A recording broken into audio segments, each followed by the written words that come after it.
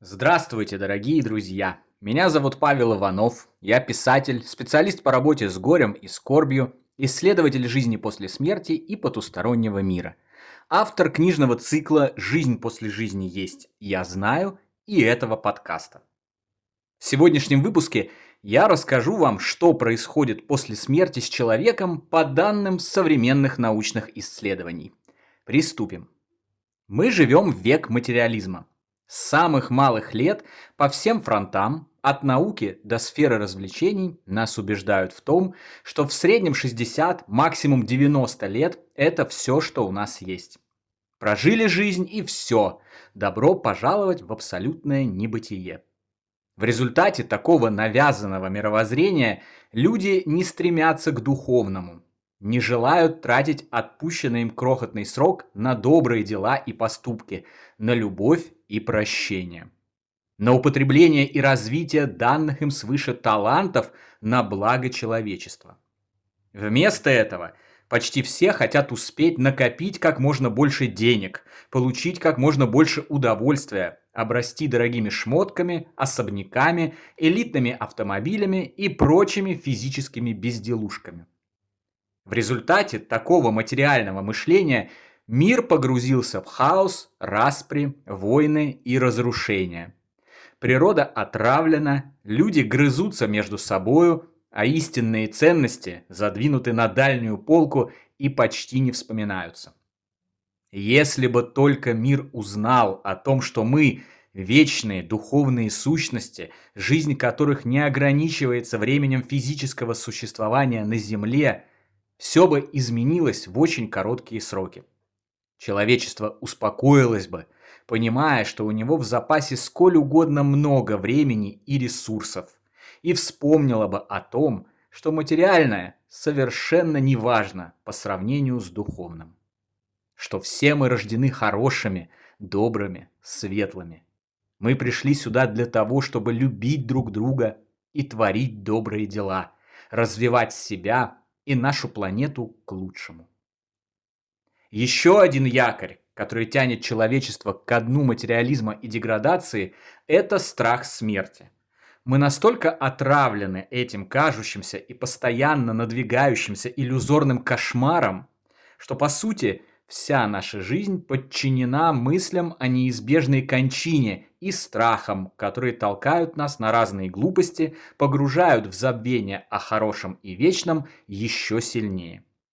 Что же такое на самом деле смерть?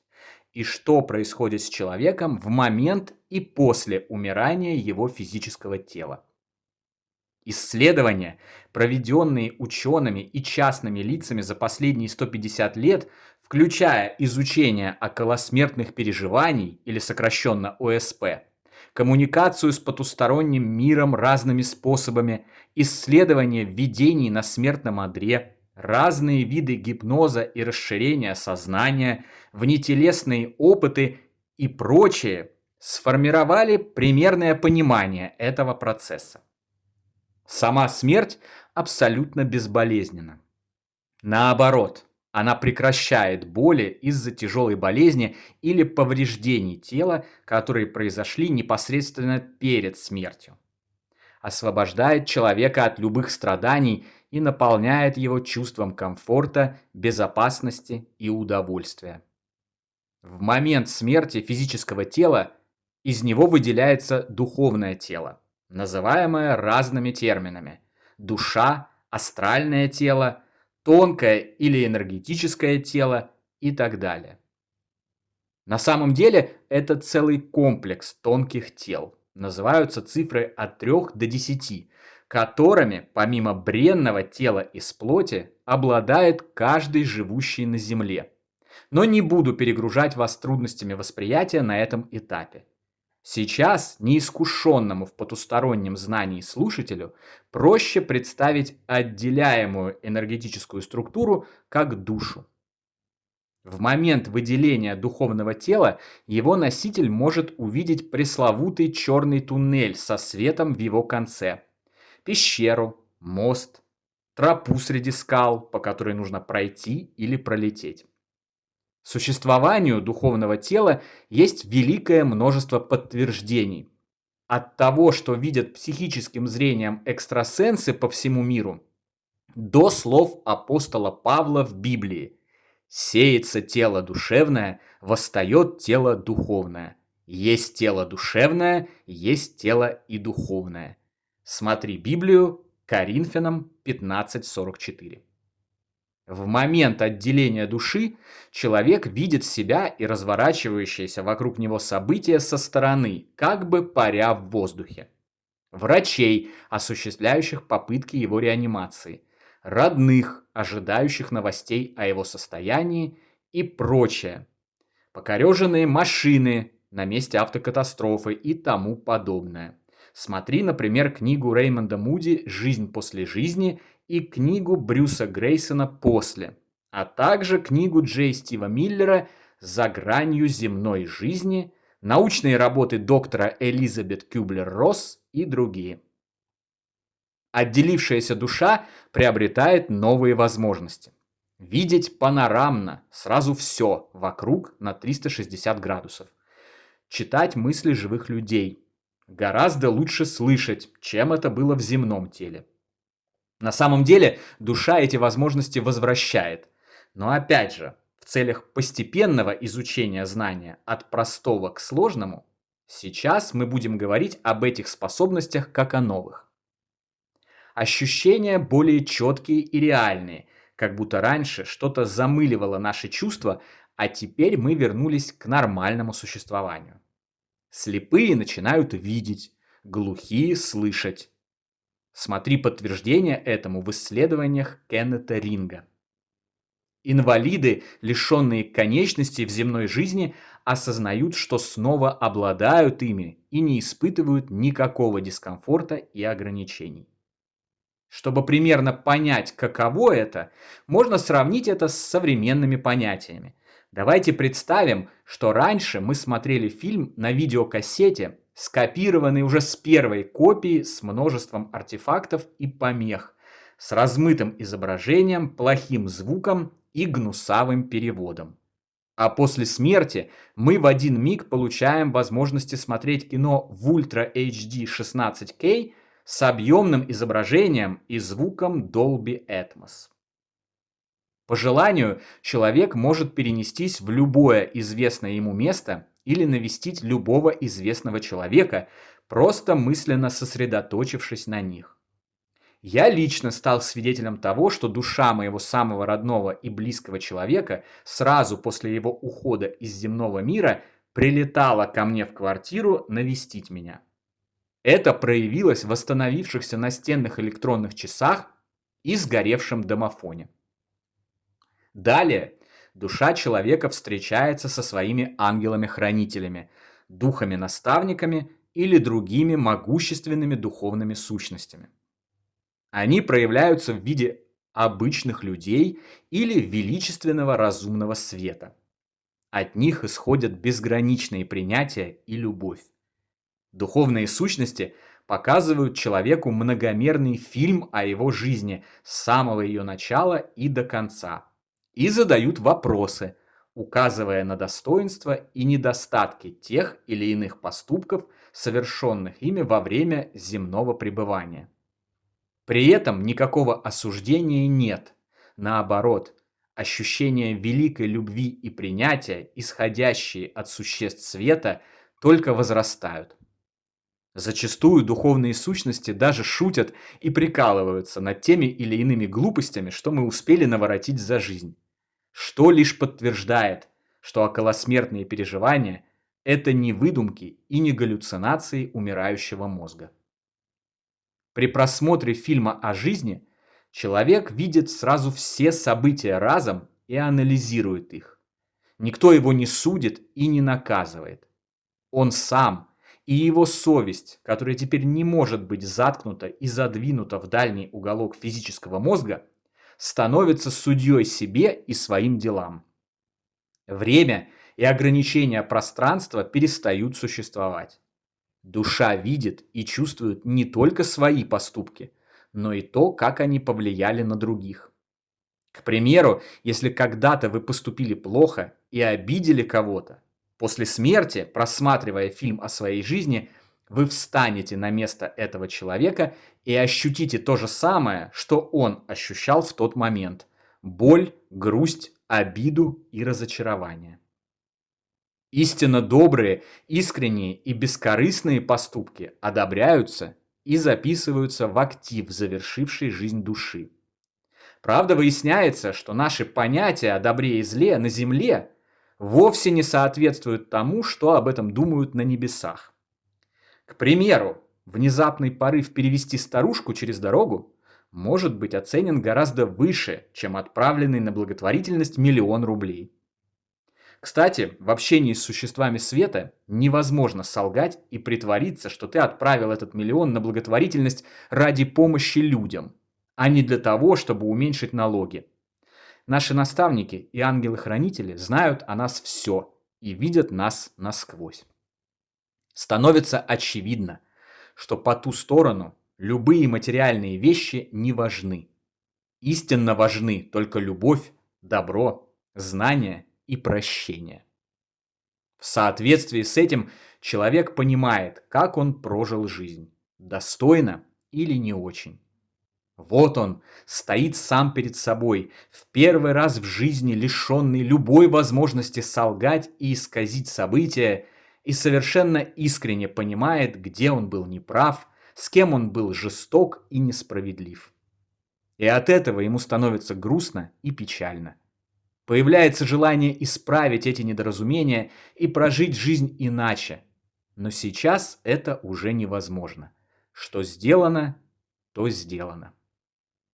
Как бы там ни было, духовные сущности света дают понять, что несмотря ни на что, человек любим и прощен ими и Господом Богом, источником всего сущего и нашим общим единым Отцом.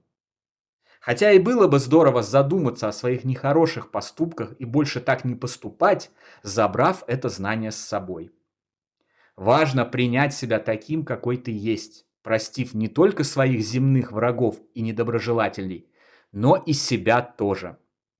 Шанс сделать все правильно еще обязательно представится, потому что Господь сотворил все сущее таким образом, что новые возможности даются нам снова и снова, покуда мы не сделаем все правильно.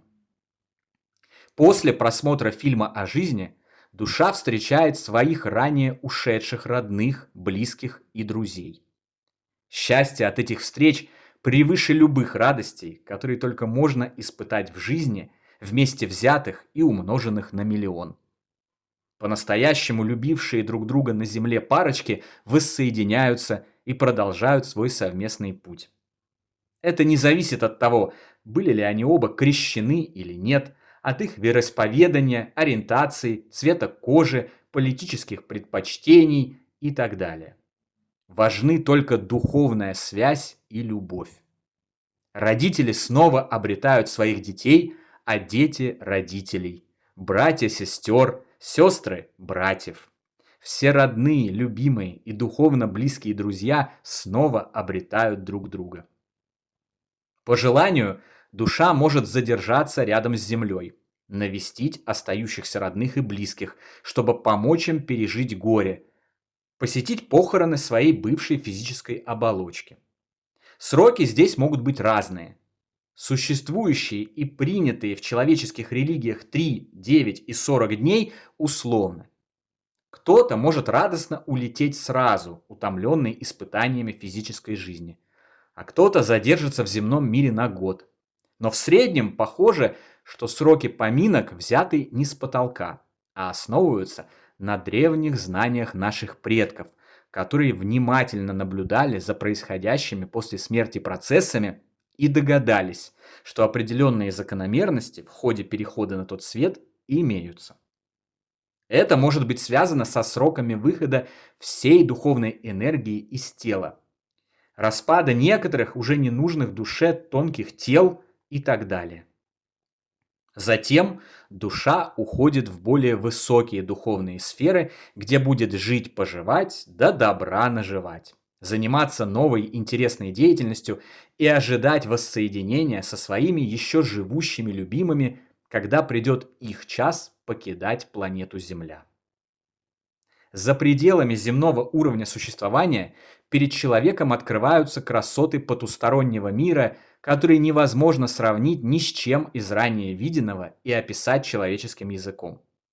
Звучат божественно красивые мелодии. Вокруг порхают нереально красивые бабочки и птицы.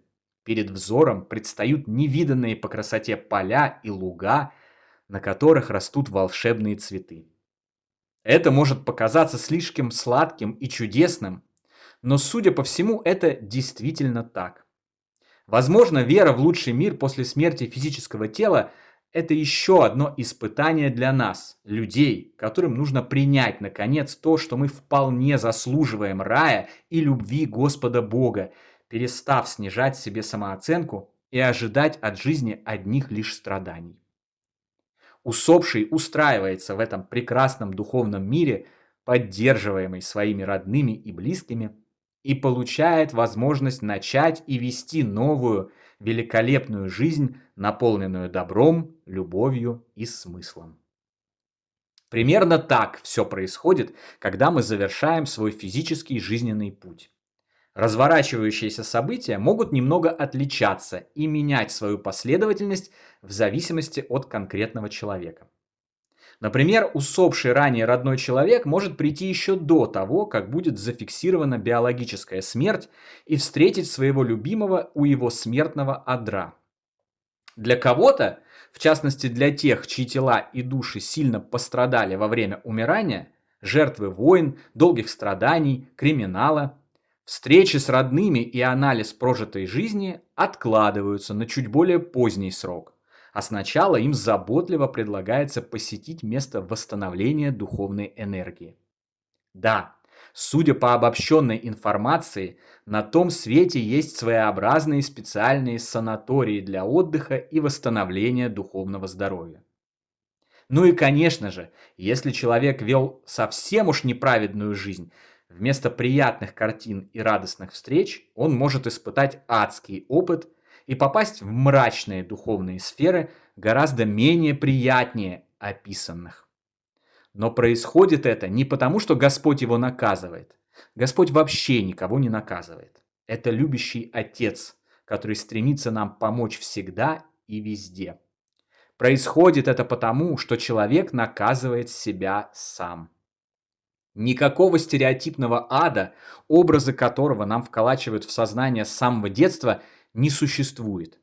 Никаких раскаленных сковородок и печей, вечных страданий и мучений в окружении злобных демонов. После смерти определяющее значение начинают играть наши мысли, наше сознание. Сознание частично определяет бытие еще и на Земле. Многие наблюдательные люди и так это заметили. Кто мыслит позитивно, стремится к добру и счастью, получают это и проходят жизненные испытания гораздо легче. Кто вечно ноет и ждет плохого, это и пожинают. А в посмертном мире сознание играет главную роль. То, чем мы наполнились за время жизни на Земле, определяет и наше существование в духовном мире. Пристрастившись в земной жизни к алкоголю и наркотикам, доведя себя до состояния абсолютной духовной деградации, неудивительно, что после смерти такой человек попадает в мрачный мир зависимостей, страданий и мучений. Сосредоточив всю свою жизнь на стяжательстве, власти, накоплении материальных богатств, забыв о любви, добре и дружбе, поступая с людьми жестоко и несправедливо, неудивительно, что человек окажется в духовной сфере, где эти ценности будут превалировать, и он сам уже будет становиться их жертвой. Но даже в таких неприятных случаях душе всегда дается шанс исправить свое положение, перейти к осознанию истинно духовных ценностей, усердно учиться добру и любви и в итоге подняться на более приятные уровни существования. Главное – искренне захотеть этого и воззвать к помощи, к Господу, к добрым духам. К счастью, Такие случаи редки, и абсолютное большинство умираний развивается по описанному мною позитивному сценарию.